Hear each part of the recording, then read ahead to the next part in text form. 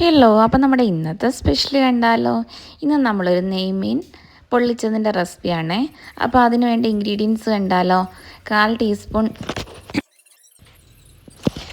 Teaspoon മഞ്ഞൾപ്പൊടിയും കുരുമുളകും മുളകും ആവശ്യത്തിനുള്ള ഉപ്പും കുറച്ച് ഓയിലൂടി ചേർത്ത് മീൻ നന്നായിട്ട് മാഗ്നേറ്റ് ചെയ്ത് ആ മസാലയൊക്കെ ഒന്ന് പിടിക്കാൻ വെച്ചിട്ടുണ്ട്.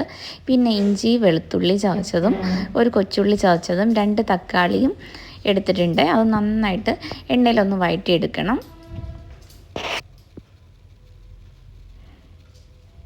ഇത് നന്നായിട്ട് വഴണ്ട് വന്നതിന് ശേഷം നമുക്കിതിലേക്ക് വേണ്ട മസാലപ്പൊടികൾ ആഡ് ചെയ്ത് കൊടുക്കാം. ഇനി ആവശ്യത്തിനുള്ള ഉപ്പ് ആഡ് ചെയ്യുന്നുണ്ട്.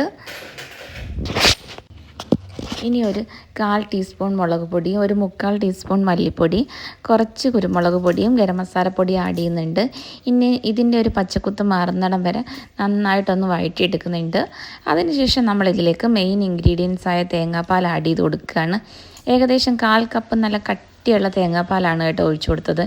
ഇനി ഈ ഗ്രേവിയിൽ ഈ ഗ്രേവി നന്നായിട്ടൊന്ന് കുറുകി വരുന്ന സമയത്ത് നമുക്കിതിലേക്ക് ഫിഷ് ആഡ് ചെയ്ത് കൊടുക്കുക. ഈ സമയത്ത് നമുക്ക് ഉപ്പ് ആവശ്യമുണ്ടെങ്കിൽ അത് ആഡ് ചെയ്ത് കൊടുക്കണം. അപ്പോൾ നമ്മുടെ ടേസ്റ്റി ആയിട്ടുള്ള ഗ്രേവി റെഡി ആയിട്ടുണ്ട്. ഇനി നമുക്ക് മാഗ്നേറ്റ് ചെയ്ത ഫിഷ് ഒന്ന് ഫ്രൈ ചെയ്തെടുക്കാം. ആ സമയം കൊണ്ട് കുറച്ച് കറിവേപ്പിലയാണ് അതൊന്ന് ഇട്ട് കൊടുക്കുന്നുണ്ട്. ഇപ്പം തന്നെ നല്ല ഫ്ലേവറും നല്ല മണമൊക്കെ ഫീൽ ചെയ്യും.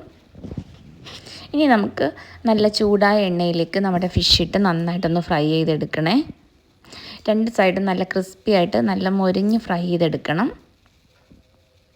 ഇനി ഒരു വാഴയില നന്നായിട്ട് വാട്ടിയതിന് ശേഷം അതിലേക്ക് ഫസ്റ്റ് നമ്മൾ ഒരു ലെയർ നമ്മുടെ തയ്യാറാക്കിയ ഗ്രേവി വെച്ച് കൊടുക്കുക. അതിൻ്റെ പുറത്തേക്ക് ഫിഷ് ഇട്ടതിന് ശേഷം വീണ്ടും ഒരു ലെയർ മസാലയും കൂടെ വെച്ച് കൊടുത്ത് വാഴയില നന്നായിട്ട് കെട്ടി ഈ കുറച്ച് കാഷ്നട്ടും 3-4 കറിവേപ്പിലയും കൂടി വെച്ചിട്ടുണ്ട്. ഇനി ഇത് നന്നായിട്ടൊന്ന് ക്ലോസ് ചെയ്തതിന് ശേഷം ഒരു പാനെടുത്ത് പാനിലേക്ക് കുറച്ച് ഓയിലൊന്ന് സ്പ്രെഡ് ചെയ്തതിന് ശേഷം നമ്മൾ ഈ വാഴയിലയിൽ കെട്ടിയ മീൻ അതിലേക്ക് വെച്ച് കൊടുക്കുക. ഏകദേശം 10-15 മിനിറ്റ് ലോ ഫ്ലെയിമിൽ ഒന്ന് കുക്ക് ചെയ്തെടുക്കുക. അപ്പോൾ നമ്മുടെ ടേസ്റ്റി ആയിട്ടുള്ള മീൻ പൊള്ളിച്ചത് റെഡിയാക്കി കിട്ടും. എല്ലാവരും ഒന്ന് തയ്യാറാക്കി നോക്കുക. വീഡിയോ ഇഷ്ടപ്പെട്ട ചാനലൊന്ന് ഫോളോ ചെയ്യുക.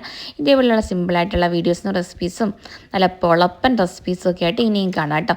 ഒരു തവണയെങ്കിലും നിങ്ങൾ ഇതേപോലെ ഒന്ന് തയ്യാറാക്കി നോക്കൂ. പിന്നെ നിങ്ങളുടെ ആവശ്യത്തിനനുസരിച്ച് എരിവ് ആഡ് ചെയ്യാൻ മറക്കരുത് കേട്ടോ.